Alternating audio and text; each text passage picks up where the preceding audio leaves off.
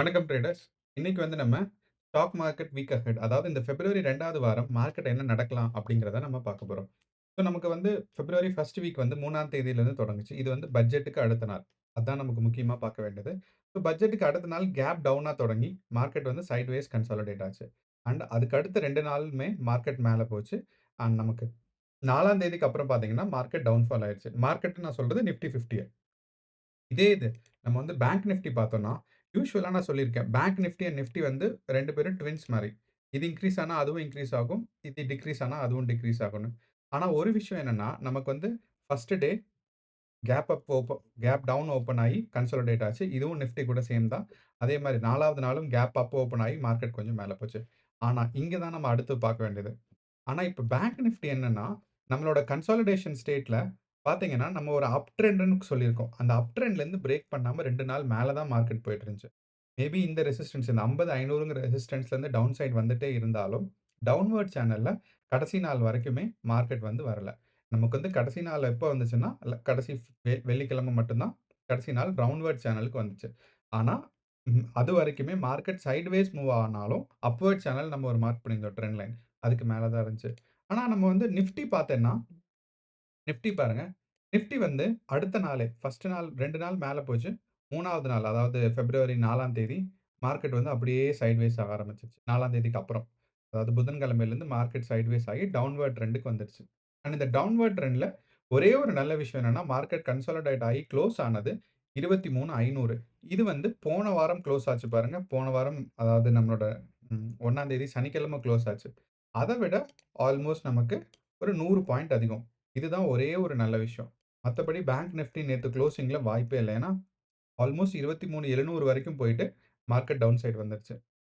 இதுக்கான காரணம் என்ன அப்படின்னு பார்த்தீங்கன்னா, ஒரே ஒரு முக்கியமான காரணம் எஃப்ஐஐயோட செல்லிங். ஸோ நம்ம இப்போ அனாலிசிஸ் இங்க போயிட்டு எஃப்ஐஐ டேட்டா எடுக்கிறோம். எஃப்ஐஐல கேஷ் மார்க்கெட் எடுக்கிறோம். ஸோ நம்ம இந்த எஃப்ஐஐஸ், டிஐஐஸ் இவங்க என்ன பண்றாங்க? ஏன் இவங்க செல் பண்ணிட்டே இருக்காங்கன்னா, ரொம்ப சிம்பிள். ஃபாரின் இன்ஸ்டிடியூஷனல் இன்வெஸ்டர்ஸ் என்ன பண்றாங்கன்னா, ஷார்ட் கால் மட்டும் தான் எடுக்குறாங்க. எப்பப்பலாம் மார்க்கெட் கொஞ்சம் மேல போகுதோ, அவங்க ஷார்ட் கால் எடுத்து மார்க்கெட் கீழ வந்துருது. அண்ட் எஃப்ஐஐ செல்லிங் ஒரே என்னன்னா, ஒரு இந்த மாசம் ஃபுல்லுமே அவங்க செல்லிங் தான் பண்ணிட்டுருக்காங்க. டிஐஐஸ் அதுக்கு ஆப்போசிட்டா பை பண்ணிட்டுருக்காங்க. அதனால தான் நமக்கு மோஸ்ட்டா நம்ம நிஃப்டி 50ல பார்த்தீங்கன்னா, மார்க்கெட் சைட்வேஸ் தான் மூவ் ஆயிட்டே இருக்கு. கடந்த 1ஆம் தேதியிலிருந்து. இதுக்கு முக்கியமான காரணம் எஃப்ஐஐயோட செல்லிங், அதே மாரி டிஐஐயோட பையிங். ஸோ டிஐஐயோட பையிங் இல்லைன்னா, மார்க்கெட் பயங்கரமா கிராஷ் ஆயிருந்திருக்கும். ஆனா, இன்னொரு நல்ல விஷயம். டிஐஐ பையிங் பண்றனால தான், மார்க்கெட் கொஞ்சம் அவங்க மேல எடுத்துட்டு போறாங்க. ஃபார் எக்ஸாம்பிள் இங்கருந்து மார்க்கெட்ட கொஞ்சம் கொஞ்சமா டிஐஐஸ் மேல எடுத்துட்டு போயிருக்காங்க. எடுத்துட்டு போனதுக்கப்புறம் என்ன பண்ணிட்டாங்க, எஃப்ஐஐஸ் அங்க இருந்து செல் பண்ண ஆரம்பிச்சு இவ்வளோ தூரம் வந்துட்டாங்க. சுருக்கமா நம்ம பிப்ரவரி 3ஆம் தேதியிலிருந்து எஃப்ஐஐயோட செல்லிங் எவ்வளோ இருந்திருக்கு அப்படின்னு பார்த்தோம்னா, எஃப்ஐஐ 3ஆம் தேதி ஒரு 2,000 கோடியும், அதே மாரி முதல் தடவையா பிப்ரவரி 4ஆம் தேதி எஃப்ஐஐ பை பண்ணியிருக்காங்க. இந்த இடத்துல ப்ளூ கலர் பார் தெரியுது பாருங்க. எஃப்ஐஐ பை பண்ணியிருந்திருக்காங்க. அப்போ அப்போ இந்த இடத்துல எஃப்ஐஐ பை பண்ணனால மார்க்கெட் 4ஆம் தேதி மேல போயிருக்கு. நமக்கு இந்த 4ஆம் தேதி கரஸ்பாண்டிங்கா இந்த இடத்துல பார்த்தோம்னா, இது நிஃப்டி சாரி இது பேங்க் நிஃப்டி. நமக்கு அதே மாரி இங்க நிஃப்டியும். ஸோ இங்க இடத்துல நிஃப்டியும் மேல போயிருக்கு. இதுதான் ரொம்ப முக்கியம். ஸோ அப்போ இது எஃப்ஐஐயோட பையிங் ஃபோர்த். அடுத்து பாருங்க. அடுத்து 5ஆம் தேதி எஃப்ஐஐ ஒரு 1000 கோடி, 1500 கோடி வித்திருக்காங்க. 6ஆம் தேதி 3500 கோடி வித்திருக்காங்க. அடுத்து அவங்க நா அ அதாவது வெள்ளிக்கிழமை 400 கோடி வித்திருக்காங்க. ஆனா ஒரே ஒரு விஷயம் என்னன்னா, இதுக்கு முன்னாடி வாரம்லாம், அதாவது ஜனவரியோட 1 அண்ட் 2 வீக் எல்லாம் பார்த்தீங்கன்னா, அவங்க ஆவரேஜா 5000 கோடி, 4000 கோடி வித்திருப்பாங்க. ஆனா இந்த வாரம் 3ஆம் தேதிக்கு அப்புறம் அவங்களோட செல்லிங் எவ்வளவுக்கு குறைஞ்சிருச்சுன்னா, 1000 கோடிக்கு குறைஞ்சிருச்சு. இந்த 1000 கோடி குறைஞ்சதுக்கான முக்கியமான காரணமே எஃப்ஐஐஸ் என்ன பிலீவ் பண்றாங்க, இது ஒரு ஸ்ட்ராங்கான சப்போர்ட். இதுக்கு மேல மார்க்கெட் போறதுக்கு வாய்ப்பு இல்லன்னு. அண்ட் அது மட்டும் இல்லாம, இந்த இடத்துல பார்த்தீங்கன்னா, வெறும் 400 கோடி தான் வித்திருக்காங்க. ஸோ, நம்ம வெள்ளிக்கிழமை கடைசி நாள் வெறும் 400 கோடி வித்திருக்காங்க. இதே இது நம்ம 25ஆம் தேதி பார்த்தோம்.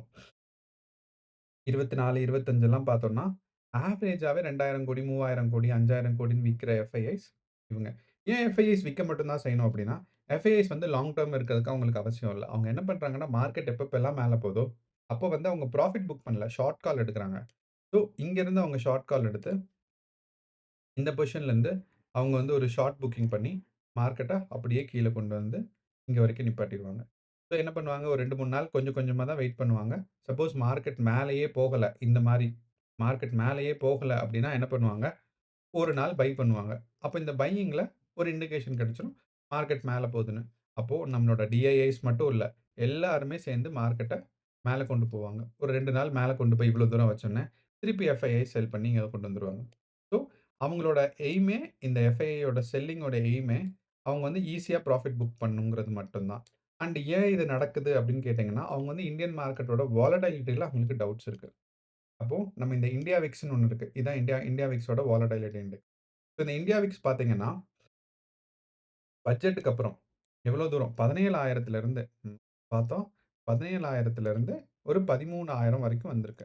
ஸோ இது ஒரு நல்ல விஷயம். எப்ப வந்து இந்த இந்தியா விக்ஸ் 15,000 தாண்டி மேல போகுதோ, அப்போ வந்து நமக்கு மார்க்கெட் ஷூரா டவுன்ஃபால் ஆகும். இல்லன்னா வந்து எந்த ட்ரெண்ட்ன்னு தெரியாம இருக்கும். அப்படிங்கிற ஒரு கண்டிஷன்ல இருக்கு. ஆனா, நம்ம இந்தியா விக்ஸ் வந்து ஆல்மோஸ்ட் ஒரு 15 கீழ இருக்கு. அதாவது 15,000க்கு கீழ இருக்கு அப்படின்னா, நமக்கு என்ன புரியும்னா, இந்தியன் மார்க்கெட் கொஞ்சம் ஸ்டேபிளா இருக்குன்னு அர்த்தம். அப்போ நம்ம பேங்க் நிஃப்டி வந்து இந்த 23,500ங்கிறது ஒரு பெரிய சப்போர்ட். இங்க இருந்து ரெக்கவரி ஆறதுக்கான வாய்ப்புகள் நெறைய இருக்கு. அண்ட் உங்களுக்கே தெரியும் ஜனவரி 1 வீக்ல இருந்து நமக்கு வந்து நெறையா வந்து மார்க்கெட்டோட ரிப்போர்ட்ஸ் வந்துச்சு. அதே மாரி நெறைய கம்பெனிஸ் அவங்களோட குவார்ட்டர்லி ரிப்போர்ட் அனவுன்ஸ் பண்ணாங்க. ரெவென்யூஸ் அண்ட் ப்ராஃபிட்ஸ் அனவுன்ஸ் பண்ணாங்க. அதுக்கு அடுத்து நம்ம சொல்லியிருந்தோம். கடைசி வாரம் வந்து முடிஞ்சிருச்சு.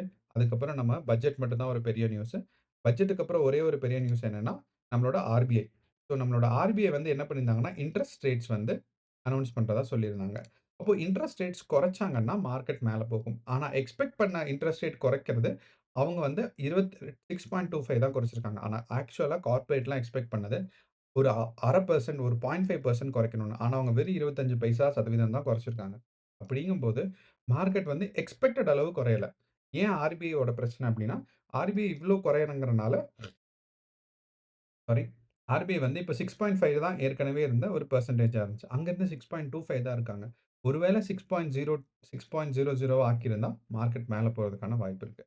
பட் இருந்தாலுமே, மார்க்கெட் வந்து நேத்து வந்து ஒரு லாஸ்ட் ஹால்ஃப் அன் ஹவர்ல கொஞ்சம் மேல போயிருக்கு.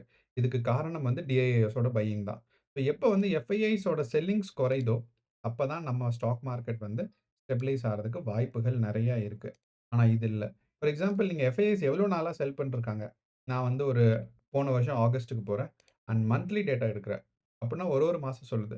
நீங்க பார்த்தீங்கன்னா, தொடர்ந்து எஃப்ஐஐஸ் வந்து செல்லிங் மட்டும் தான் பண்ணிட்டே இருக்காங்க. பையிங் வந்து ரொம்ப ரொம்ப கம்மி. ஆனா நம்ம ஆப்போசிட்டா டிஐஏஸ் வந்து பார்த்தீங்கன்னா, பை பண்ணிட்டே இருக்காங்க. இதே இது நான் டிசம்பர்ல போனேன்னா, டிசம்பர்லயும் பாருங்க இப்படியே தான் இருக்கு. கீழ எஃப்ஐஐஸ் செல்லிங் தான் இருக்கு.